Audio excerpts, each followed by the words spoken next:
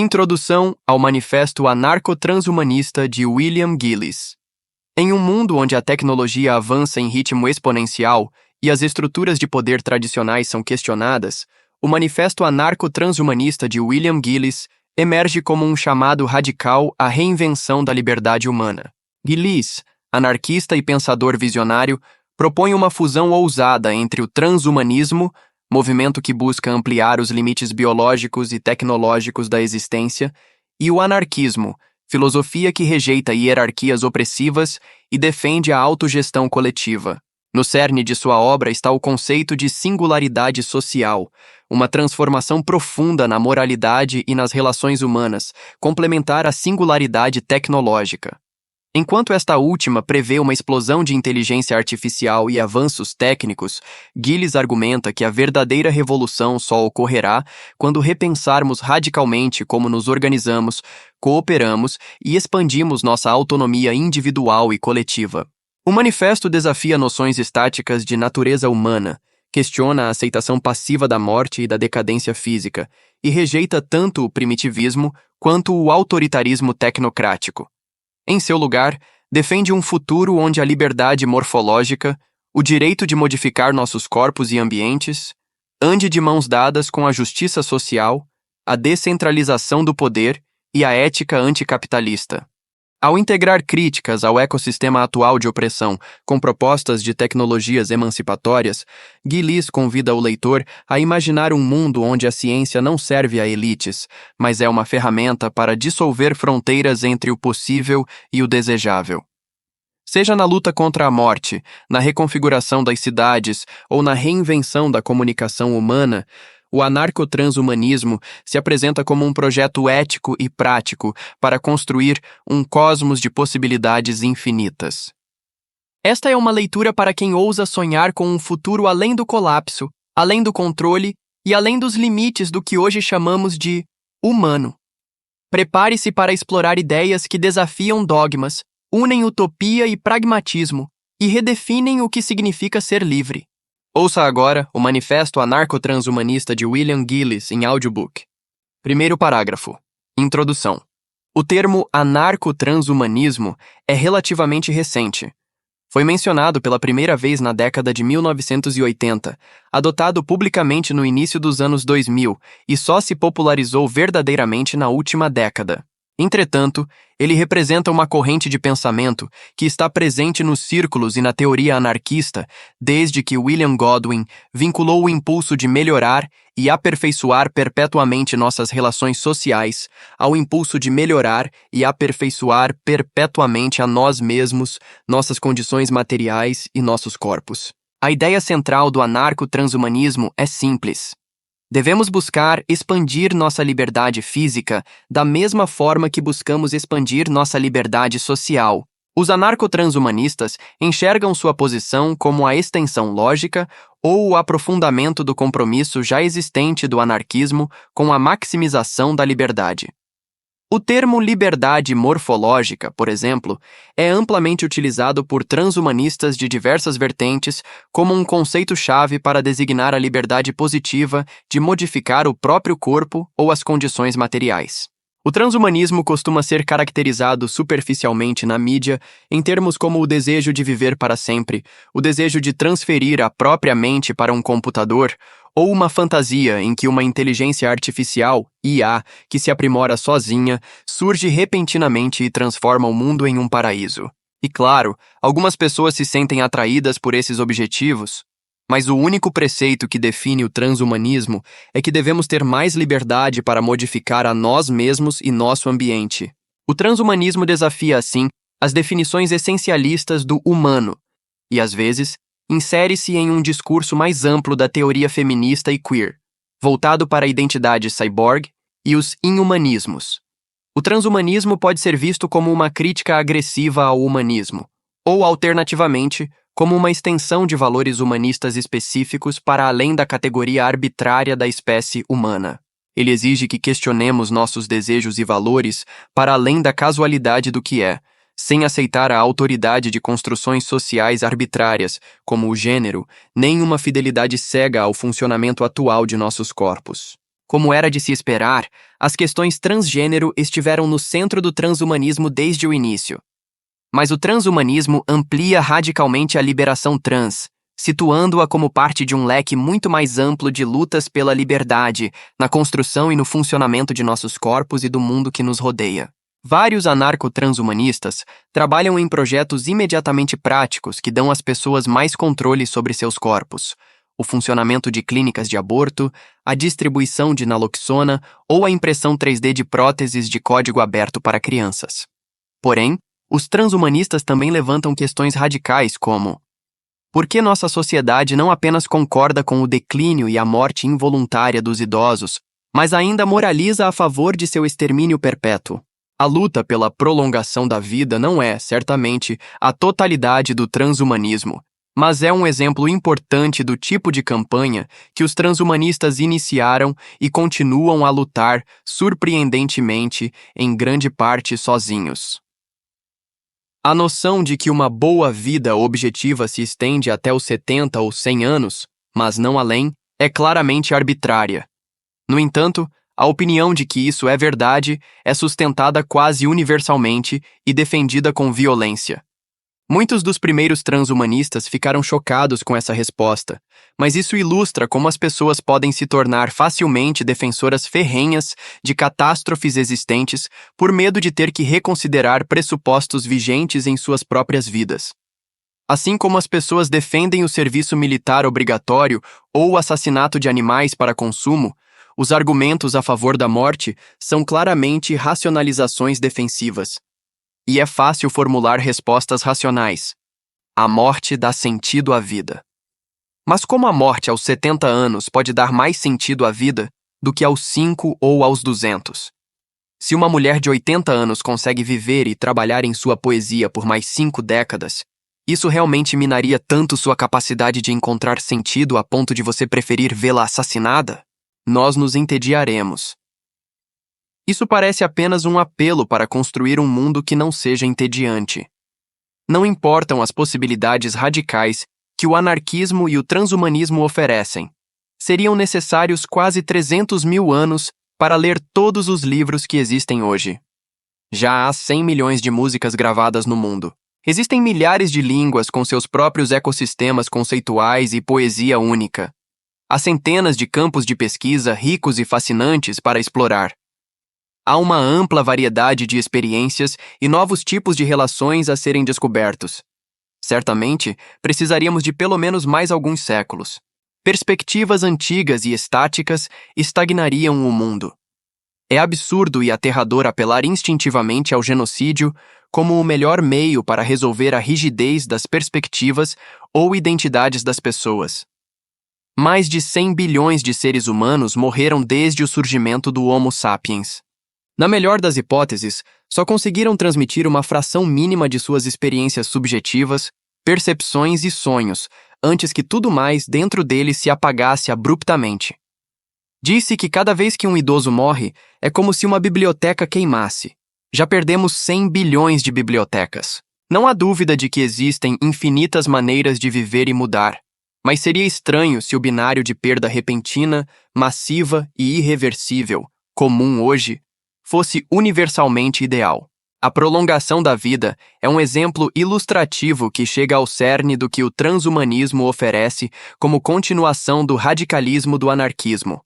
A capacidade de exigir que normas ou convenções não examinadas se justifiquem, de desafiar coisas que de outra forma seriam aceitas. O anarco-transhumanismo rompe muitos outros pressupostos operacionais comuns sobre o mundo, assim como busca ampliar e explorar o alcance do que é possível. O radicalismo consiste em questionar pressupostos e modelos em contextos diversos e ver o que se quebra para esclarecer melhor quais dinâmicas têm raízes mais fundamentais. O anarco-transhumanismo visa fazer avançar o anarquismo por meio desse tipo de clarificação, colocá-lo em melhor forma de luta para que possa enfrentar o futuro com mais eficácia, torná-lo capaz de lutar em todas as situações, não apenas em contextos particulares específicos. É fácil dizer, toda essa conversa sobre possibilidades distantes da ficção científica é uma distração irrelevante. Os anarco-transhumanistas certamente não defendem abandonar o dia a dia das lutas anarquistas e a construção de infraestruturas. Mas é o pensamento futurista que frequentemente fez o anarquismo alcançar seus maiores avanços. Na verdade, pode-se argumentar que grande parte da potência do anarquismo derivou historicamente de suas previsões corretas. E esse é um padrão generalizado. Enquanto a internet é, obviamente, palco de grandes conflitos hoje, muitas das liberdades que ela ainda proporciona foram conquistadas décadas atrás por radicais que mapeavam as ramificações e a importância de fenômenos sociais e instituições muito antes de o Estado e o capitalismo se atualizarem ou compreenderem as implicações de certas batalhas. Por outro lado, se há algo a aprender dos 2 últimos séculos de luta, é que os radicais frequentemente demoram muito tempo para responder a novos acontecimentos. Os anarquistas se adaptaram muito lentamente às condições mutáveis. Frequentemente, os anarquistas levaram uma década ou mais para testar várias abordagens, decidir pelas melhores e prosseguir para popularizá-las. Hoje, os esquerdistas radicais têm uma tendência crescente de descartar o futurismo e, em vez disso, simplesmente encolhem os ombros e dizem: resolveremos esse problema através da praxis. Mas essa rejeição muitas vezes se resume a: resolveremos por tentativa e erro quando a merda atingir o ventilador e realmente não tivermos tempo para anos de erros e tropeços. Teóricos e ativistas estão percebendo que a simplicidade das respostas dos radicais e seus lentos tempos de adaptação os tornaram previsíveis para os detentores do poder. Suas reações instintivas já estão integradas aos planos de governantes e chefes, com o resultado de que suas lutas servem efetivamente como válvulas de pressão para a sociedade, ajudando inadvertidamente a manter instituições e práticas existentes em vez de miná-las ou transformá-las. Pode parecer estranho ou desconexo tentar definir exatamente o que os anarquistas entendem por liberdade em um contexto tecnológico onde eus e indivíduos não são claramente delimitados, e os apelos convencionais à autonomia são insuficientes. Poderíamos tentar descartar a relevância de fenômenos contemporâneos, como gêmeos unidos pelo cérebro que usam pronomes não convencionais, para repensar a natureza da humanidade e da conexão humana. Pode parecer fácil considerar mentes multicamerais como irrelevantes ou marginais, ou que a possibilidade de tecnologias empáticas de cérebro a cérebro seja remota demais para valer a pena considerar, sem mencionar casais que já usaram protótipos limitados. Mas descartar qualquer coisa além da experiência individual serve para confinar o anarquismo a um contexto provinciano, deixando-o como uma tendência histórica superficial e brevemente ultrapassada, incapaz de se expressar amplamente ou reivindicar profundidade e enraizamento em nossas posições éticas. No entanto, é importante esclarecer: a consideração proativa do possível não é o mesmo que a prefiguração mesquinha. Os anarco-transhumanistas não cometem o erro de exigir um futuro específico, de traçar um plano e exigir que o mundo o cumpra. Em vez disso, defendem a possibilitação de uma multiplicidade de futuros. Segundo parágrafo, antecedentes históricos. William Godwin é frequentemente identificado como o primeiro anarquista proeminente dos tempos modernos, embora Pierre-Joseph Proudhon tenha sido posteriormente a primeira pessoa a utilizar o termo anarquista. Godwin foi um destacado filósofo utilitarista e romancista, mas foi eclipsado por sua companheira Mary Wollstonecraft, muitas vezes reconhecida como a primeira feminista moderna, e por sua filha Mary Shelley, frequentemente considerada a primeira romancista de ficção científica. Godwin defendia a abolição do Estado, do capitalismo e de várias outras formas de opressão, mas também vinculava seu programa emancipador a chamados visionários de ampliação radical da capacidade tecnológica, considerando possibilidades que incluíam a prolongação da vida e a derrota da morte. Godwin foi apenas um entre muitos anarquistas históricos que falaram em termos marcadamente transhumanistas. Voltaire de Cleyre, por exemplo, celebrava o desenvolvimento de maiores liberdades tecnológicas e via o objetivo final como uma vida ideal, em que homens e mulheres serão como deuses, com o poder de um deus para desfrutar e sofrer. E a ideia de uma transformação gradual tanto da humanidade quanto de nosso ambiente foi historicamente comum em todas as vertentes anarquistas.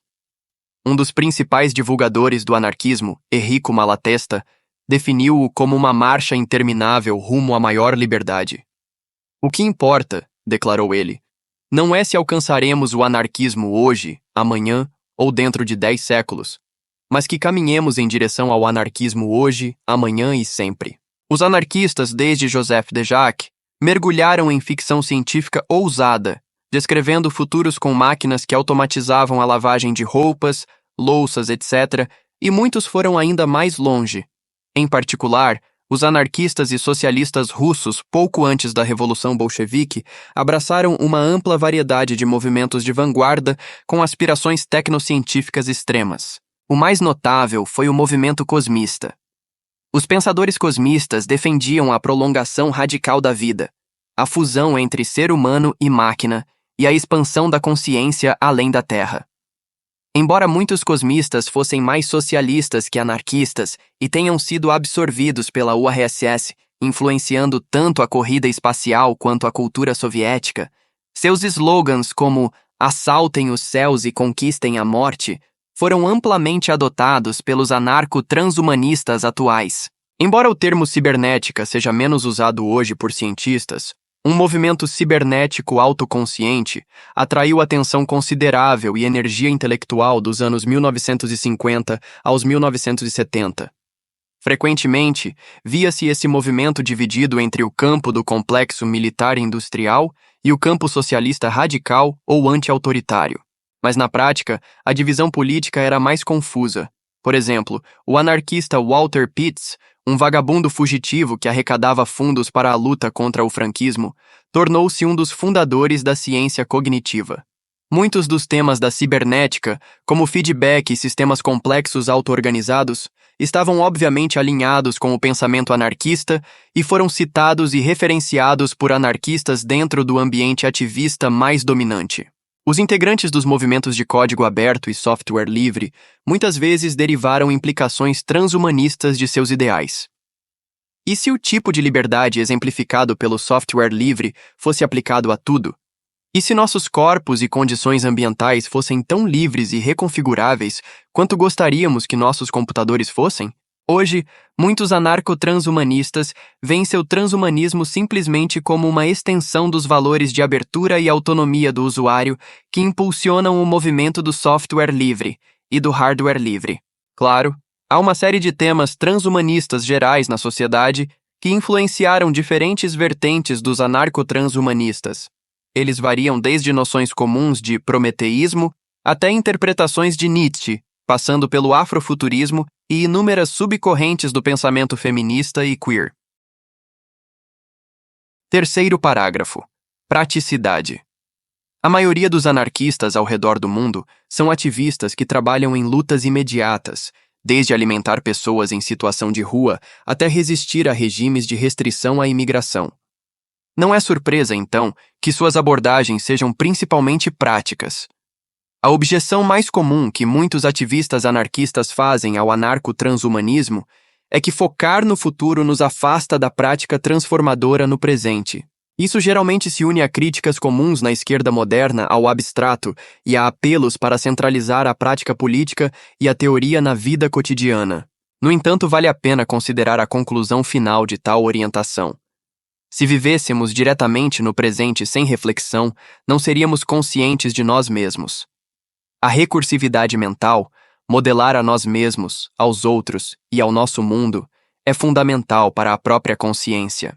O que define uma mente como mente é sua capacidade proativa de pensar alguns passos à frente, de evitar rolar imediatamente pela encosta mais íngreme como uma rocha, mas, em vez disso, compreender nosso contexto, o cenário de nossas escolhas e caminhos possíveis, e às vezes optar por aqueles que não nos saciam imediatamente. Sempre existe o perigo de nos desenraizarmos, mas o futurismo não nos obriga de forma alguma a nos desconectar das lutas do presente. Ele tem, porém, implicações para o que priorizamos no presente. Por exemplo, recusar uma reforma que poderia melhorar nossa sorte a curto prazo, mas prejudicar gravemente nossa capacidade de luta no futuro.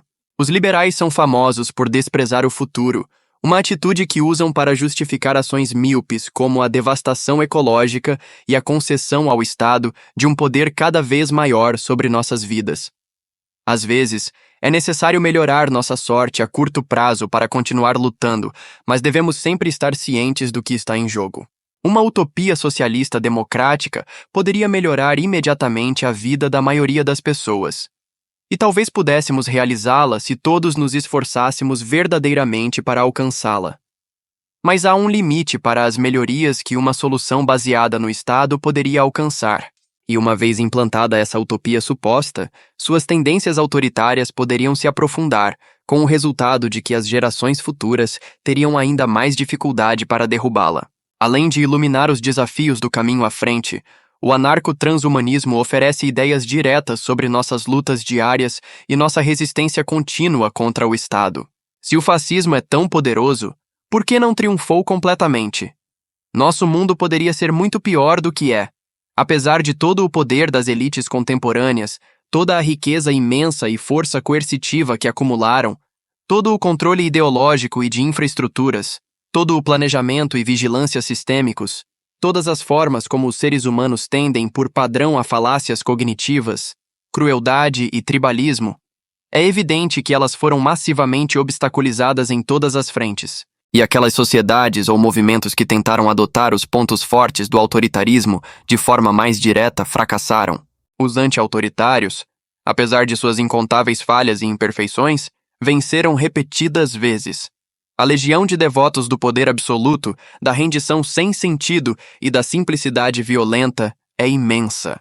Mesmo assim, ativistas de base paralisaram suas ambições, anteciparam-se às suas visões de mundo, atolaram suas campanhas, sabotaram seus projetos, contra-atacaram com criatividade, superaram-nos e mudaram o terreno sob seus pés. Pessoas livres são melhores inventoras, melhores estrategistas, melhores hackers e melhores cientistas, e demonstram as mesmas tendências defendidas pelo transhumanismo, tendências de abstração, reflexão e agitação. A ideologia do poder fracassa devido à sua necessária fraqueza em aproveitar a complexidade. As filosofias do controle buscam inatamente restringir o possível. A liberdade consiste em libertá-lo. Dispor de mais ferramentas significa ter mais formas de abordar um problema. As escolhas oferecidas por algumas ferramentas podem ser superficiais e ter impacto limitado. Optar por certas ferramentas pode reduzir o leque de opções disponíveis de outras maneiras, mas, no final das contas, não é possível maximizar a liberdade sem expandir continuamente o conjunto de ferramentas. A ampliação dos graus de liberdade nas técnicas geralmente dá mais poder aos atacantes do que aos defensores. Quando há mais vias para atacar e se defender, os atacantes só precisam escolher uma, enquanto os defensores precisam protegê-las todas. O resultado é que a defesa de instituições e infraestruturas rígidas e ampliadas se torna cada vez mais difícil. Assim, de uma perspectiva mais ampla, o desenvolvimento tecnológico inclina-se em última instância a capacitar minorias para resistir à dominação, tornando hábitos culturais de consenso e autonomia cada vez mais necessários, porque, em certo sentido, todos têm direito a veto. Da mesma forma, as tecnologias da informação desencadeiam circuitos de feedback positivo e aumentam a complexidade sociocultural. Enquanto as primeiras tecnologias rudimentares de informação, como rádio e TV, foram apropriadas e controladas pelo Estado e pelo capital para formar uma infraestrutura monopolística que promovia uma cultura monolítica, a variedade caótica de tecnologias que misturamos sob o nome de internet permitiu que as pessoas resistissem a essa tendência e promoveu uma crescente complexidade de discursos e subculturas fluidas. Isso constitui uma fonte de resistência impressionante, pois torna o controle de massas cada vez mais difícil. O que está na moda se move tão rápido e é tão diverso e contingente que políticos e empresas tropeçam cada vez mais ao tentar explorá-lo. Os anarco-transhumanistas argumentam que essa complexidade sociocultural autorreforçada forma uma singularidade social, um reflexo da singularidade tecnológica, um processo em que ideias e invenções tecnológicas, alimentadas colaborativamente, crescem rápido demais para serem previstas ou controladas. o Vale do Silício tenta desesperadamente evitar a realidade de que o lucro líquido de toda a indústria publicitária está em declínio. Desde o surgimento da internet, as pessoas começaram a perceber e, em geral, os anunciantes exercem cada vez menos impacto. A única coisa que ainda é marginalmente eficaz com as gerações mais jovens são campanhas de divulgação hiperindividualizadas, como empresas que tentam entrar no jogo dos memes ou pagar adolescentes populares no Instagram para mencionar seus produtos. Mas essas abordagens claramente geram retornos decrescentes. Quando uma subcultura adolescente da moda, hipercomplexa, é formada por 30 pessoas, já não vale a pena para as empresas tentarem alcançá-las. Anarquistas céticos de previsões e estratégias que, em vez disso, focam na vida cotidiana e no imediato, frequentemente enquadram sua hostilidade a abstrações como parte de uma rejeição mais ampla da mediação. No entanto, vale ressaltar que todas as interações causais são mediadas. O ar media os sons de nossas vozes. O campo eletromagnético e qualquer material interveniente mediam nossa capacidade de ver. A cultura e a linguagem mediam os conceitos que tentamos expressar. Isso pode parecer trivial, mas é profundamente significativo. É difícil definir uma medida objetiva do que conta como mais ou menos mediação. E ainda mais difícil tentar afirmar que essa medida significa algo. Não existe experiência direta. Para ver qualquer coisa, é necessário um processamento imenso, já que os sinais brutos são transformados pelas colunas neurais de nossos córtices visuais em sinais cada vez mais abstratos. Artefatos desse processamento são as ilusões ópticas e alucinações com padrões. Por sua vez, nossas experiências determinam quais circuitos de reconhecimento de padrões se formam e com que intensidade. Experimentar algo diretamente sem mediação seria não experimentar nem pensar absolutamente nada. Pode-se tentar distinguir entre a mediação criada pelo ser humano e outras variedades, mas essa distinção não tem correlação fundamental com o grau de visceralidade ou precisão com que experienciamos as coisas. Embora o perigo de alguém intervir ou censurar a rede Wi-Fi de sua comunidade seja diferente, esse tipo de interferência ou sabotagem se aplica de diversas formas a todos os nossos meios de comunicação, incluindo construções culturais e linguísticas. Não faz sentido falar em mais mediação, mas sim em diferentes tipos com benefícios e inconvenientes contextuais. Até mesmo um anarco-primitivista como John Zerzan usa óculos para melhorar sua capacidade geral de experimentar visualmente e se relacionar com o mundo ao redor. Nesse sentido, ele é um transhumanista. De muitas formas, as tecnologias modernas podem ser usadas para ampliar a profundidade e a riqueza de nosso engajamento com a natureza e com os outros. Quarto parágrafo. Contra o primitivismo. Em grande parte, o anarco-transhumanismo surgiu como uma resposta explícita ao anarco-primitivismo. Muitos anarco-transhumanistas do início dos anos 1980 eram ex-primitivistas.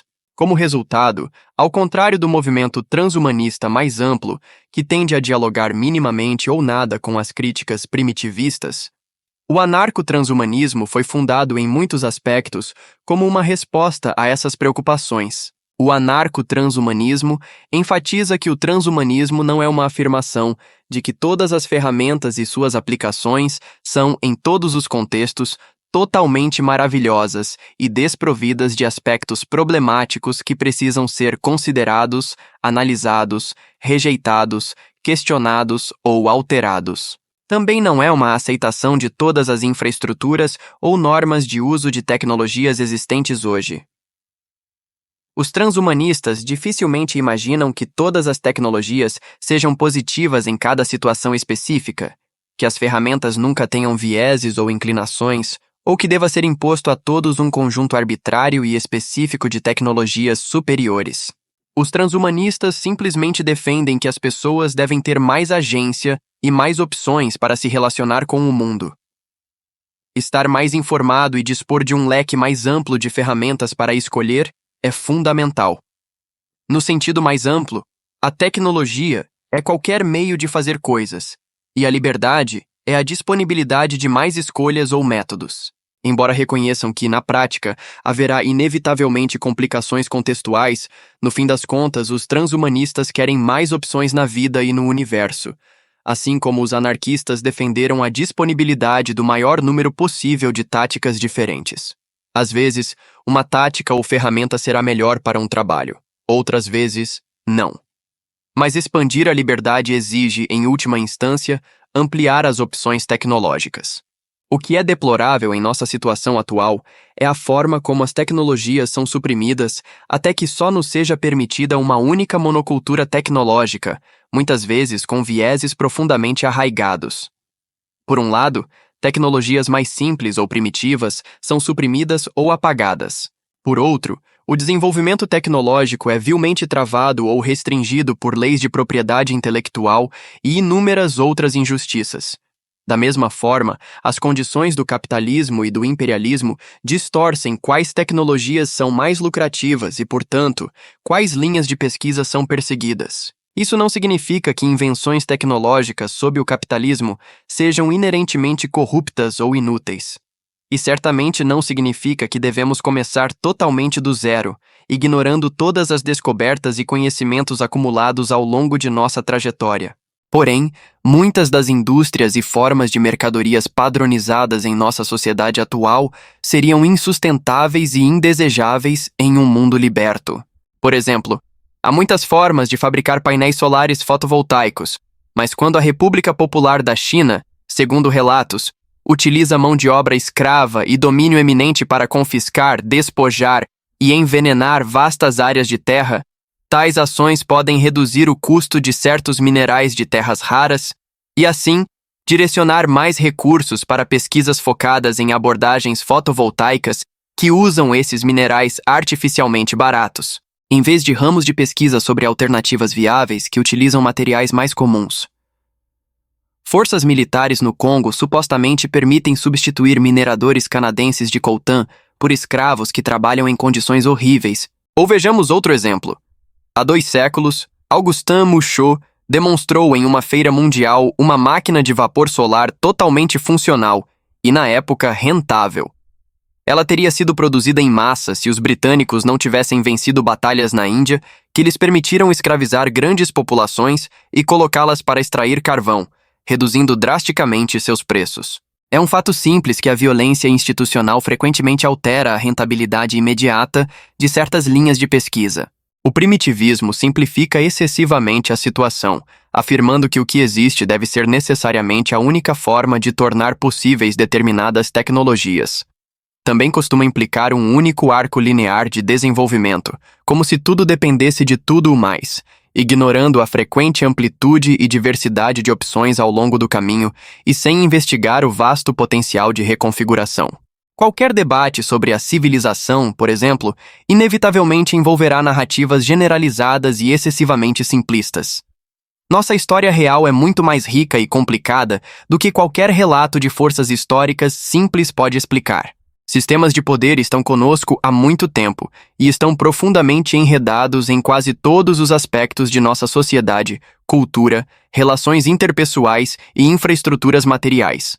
Mas, se ao usar o termo civilização, queremos falar de algum tipo de cultura das cidades característica ou fundamental, é difícil inscrever a dominação desde o princípio.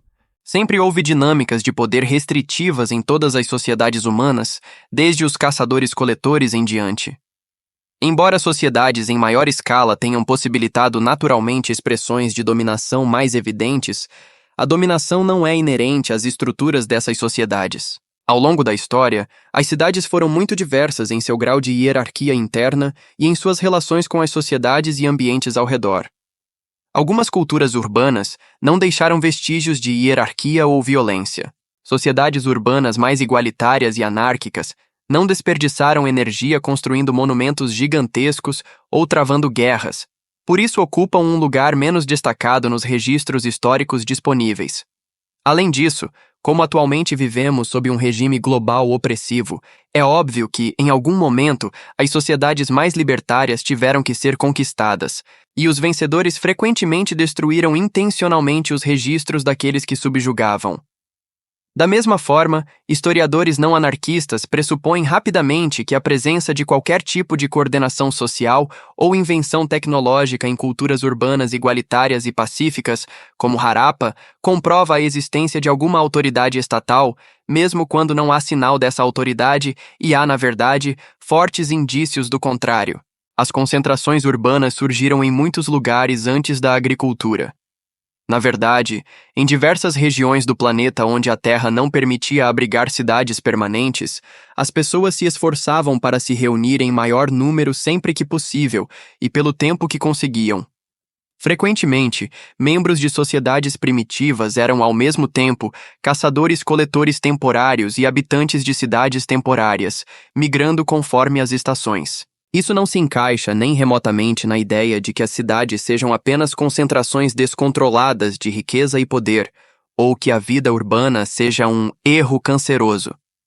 Se a criação de cidades fosse uma ideia tão ruim, por que pessoas com outras opções continuam escolhendo-as voluntariamente? A resposta, é claro, é que viver em grande número amplia as opções sociais disponíveis para os indivíduos, abrindo uma diversidade muito maior de relações possíveis para escolher. Em vez de ficarem confinados a tribos de 100 ou 200 pessoas, mesmo que desfrutando de oportunidades para interagir com membros de algumas tribos vizinhas, os habitantes das cidades podem formar afinidades não limitadas pelo acaso do nascimento, criando organicamente suas próprias redes distintas por escolha. Melhor que as tribos, as cidades podem eliminar completamente o isolamento limitador de grupos sociais fechados. Não há razão para que seus amigos precisem ser amigos entre si. As cidades permitem que os indivíduos formem vastas panóplias de relações que os conectam a redes muito mais amplas e ricas. Esse cosmopolitismo permite e estimula a empatia necessária para transcender o isolamento tribal ou nacional. Amplia nossos horizontes, possibilita ajuda mútua em escalas incríveis e ajuda a florescer ecossistemas culturais e cognitivos muito mais ricos do que seria possível de outra forma. Se há uma característica que define a cultura das cidades, também chamada de civilização, é a anarquia selvagem, a complexidade e as possibilidades desencadeadas. E, é claro, a cooperação em grande escala permite desenvolvimentos tecnológicos que ampliam o alcance possível de nossas condições materiais. O que queremos é um mundo com a conexão transbordante do cosmopolitismo, mas sem a centralização e características sedentárias de muitas civilizações. Queremos concretizar a promessa e o potencial radical das cidades que levaram os seres humanos a formá-las voluntariamente e repetidamente ao longo da história. Isso pode não se alinhar com nossa biologia de criaturas da Idade da Pedra, cuja evolução física não acompanhou nossa evolução cultural. Mas, e daí? Claro, muitos primitivistas podem desfrutar e reconhecer os benefícios oferecidos pelos frutos da civilização. Até podem sentir afinidade pelas aspirações do anarco-transhumanismo, mas ainda assim, acreditam que essas aspirações não fazem sentido porque o colapso civilizatório permanente é inevitável. É verdade que nossa infraestrutura e economia atuais são incrivelmente frágeis, destrutivas e insustentáveis, em muitos aspectos, servindo a sistemas sociais opressivos e entrelaçadas com eles. Mas muitas outras formas continuam possíveis. Nossa civilização global não é um todo mágico, mas um vasto e complexo campo de batalha de forças e tendências em competição. A inevitabilidade do suposto colapso iminente é, na realidade, bastante frágil. Qualquer avanço pode desviá-la. Uma abundância de energia limpa e barata, por exemplo, ou metais raros acessíveis. Uma levaria à outra, pois energia barata significa reciclagem de metais mais viável, e metais baratos significam baterias mais acessíveis e maior uso de fontes como a eólica. A Terra não é um sistema fechado, e várias empresas já correm para capturar asteroides próximos, tão ricos em metais raros que o sucesso da mineração espacial poderia afundar os mercados de metais e fechar a maioria das minas terrestres. E é crucial lembrar: um colapso civilizacional dificilmente nos levaria de volta a um Éden idílico. Muitos centros de poder sobreviveriam. Quase nenhuma sociedade regrediria abaixo da tecnologia da Idade do Ferro. Bilhões morreriam de formas horríveis, e a destruição ecológica repentina seria catastrófica. Até a expansão de florestas em latitudes setentrionais acabaria piorando o aquecimento global, pois árvores são sumidouros de carbono ineficientes e florestas mais escuras reduziriam o albedo da Terra, absorvendo mais energia solar. Seja qual for a probabilidade, devemos lutar contra o abismo insondável de um colapso. Temos a obrigação ética de lutar, de exercer agência sobre nosso futuro e meio ambiente, e de assumir responsabilidade por nosso destino. Só com ciência e tecnologia seremos capazes de reparar catástrofes antigas, como a desertificação do Saara, desmontar horrores atuais e resguardar a maior parte da Terra. Quinto parágrafo. Pessimismo sobre as possibilidades tecnológicas. A mineração de asteroides, por exemplo, não é mais inimaginável ou impossível hoje do que era colocar satélites em órbita terrestre nos anos 1940. Sabemos que podemos fazê-la, sabemos que será lucrativa. Só precisamos primeiro resolver a montanha de burocracia irritante que está no caminho. O CRISPR, repetições palindrômicas curtas agrupadas e regularmente interespaçadas em português, foi um avanço revolucionário na terapia genética, mas apenas pelo caráter repentino do progresso. A edição genética nunca pareceu estritamente inviável. As estimativas sobre quanto tempo levará para que um desenvolvimento tecnológico específico ocorra são naturalmente subjetivas. Mas é preciso um negacionismo científico conspiratório para afirmar que a criação e o uso de robôs mineradores para extrair minerais serão impossivelmente difíceis ou exigirão tanto trabalho humano que sua chegada não trará ganhos de eficiência. Nos círculos da esquerda radical, é comum ouvir que tecnologias verdes são um mito. Isso é profundamente impreciso, mas compreensível devido ao greenwashing corporativo e à distorção midiática das tecnologias. Por isso, é fácil fazer uma pesquisa crítica superficial e assumir que cientistas ignoraram sistematicamente análises de ciclo de vida. Na realidade, reduzir a pegada ecológica em 100 ou 1000 vezes seria uma diferença monumental, não uma reforma trivial, e em alguns casos essas reduções são muito plausíveis. Os humanos sempre influenciaram seu ambiente, e os ecossistemas da Terra nunca foram estáticos.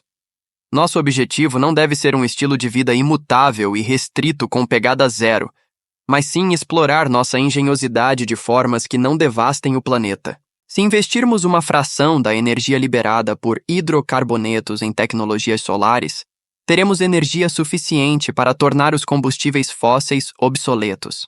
Hidrocarbonetos foram uma fonte energética densa e transformadora, mas até espelhos e tubos de vapor do século XIX podem gerar retornos incríveis de energia solar. Há opções de baterias compactas em desenvolvimento, como armazenamento bioquímico de alta densidade. Enquanto isso, a tecnologia fotovoltaica superou barreiras supostamente intransponíveis, com materiais diversificados e pegadas ecológicas mínimas. A eficiência solar já é 12 vezes maior e crescente, tanto que governos como o da Espanha taxaram pesadamente usuários de energia solar para proteger combustíveis fósseis e redes centralizadas. A energia nuclear ainda carrega associações negativas entre ecologistas dos anos 80, mas muitas preocupações só se aplicam a reatores da Guerra Fria, centralizados e voltados para a produção bélica.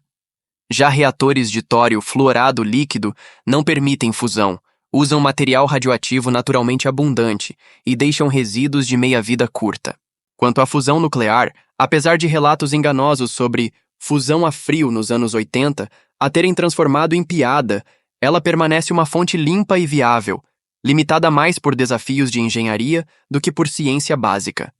E a história recente registra uma sequência de sucessos incrementais e marcos superados. Para reverter o aquecimento global, a única saída segura são tecnologias de emissões negativas, que sequestram carbono sólido. Métodos comprovados já existem, desde gasificação tradicional até cultivo de algas. A não adoção generalizada é uma questão política, não científica. A violência do Estado subsidia infraestruturas ineficientes que beneficiam entidades centralizadas.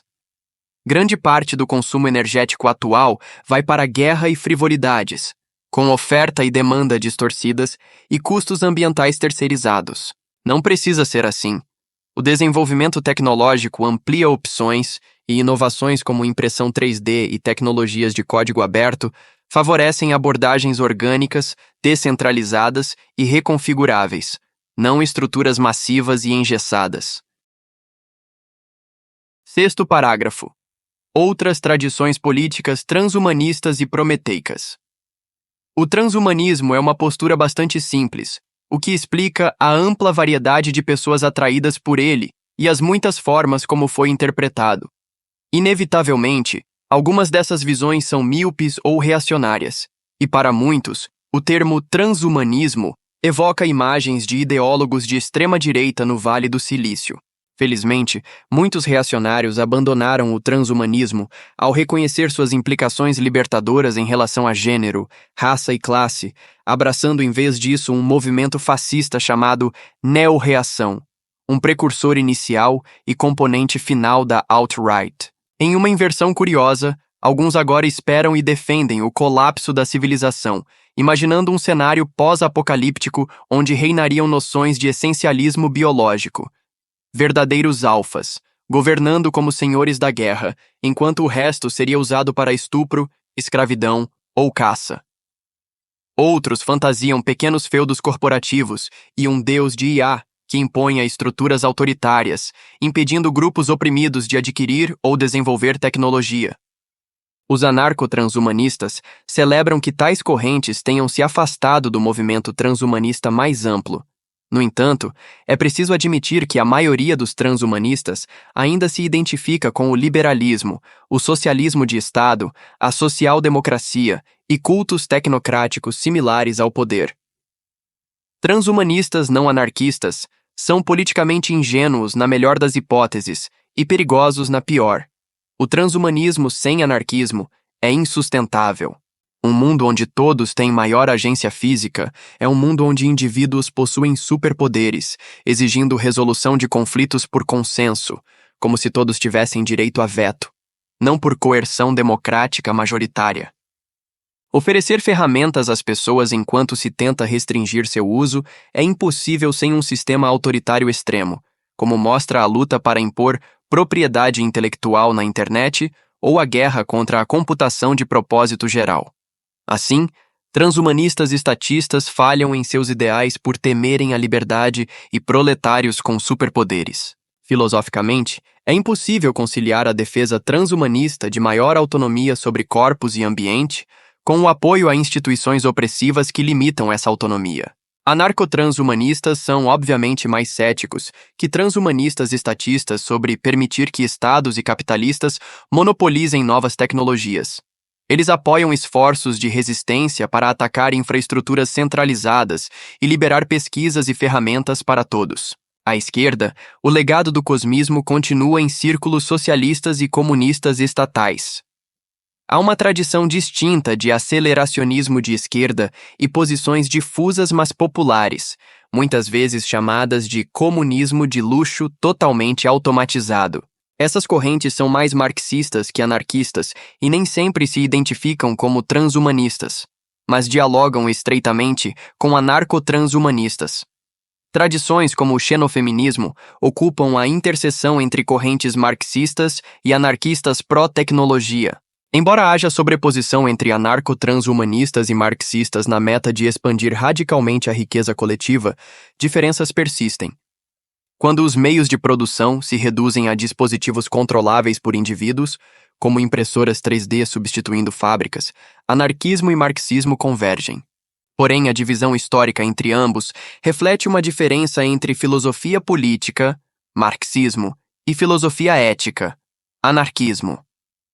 Anarquistas focam em combater dominação e coerção em todos os níveis, não apenas macro, e buscam um mundo sem relações de poder, questionando dinâmicas interpessoais complexas, enquanto anarquistas compartilham o desejo por tecnologias que libertem as pessoas do trabalho monótono, rejeitam o verticalismo aceleracionista de esquerda, como o defendido por Nick Cernicek e Alex Williams, que aceita hierarquias organizacionais. Esses pensadores criticam a esquerda por seu imediatismo, mas anarquistas veem em suas estratégias velhas inclinações marxistas de confiar em elites para liderar revoluções, sociedades. Essa lealdade os leva a simpatizar com estruturas corporativas e estatais como necessárias, ignorando que são sustentadas por violência sistêmica e sufocam avanços. De modo geral, o marxismo compartilha com o primitivismo uma tendência preocupante a falar em termos abstratos como capitalismo ou civilização, atribuindo-lhes agência ou propósito. Em análises marxistas, esses elementos são vistos como partes de um todo coerente, não como conflitos passíveis de reorganização.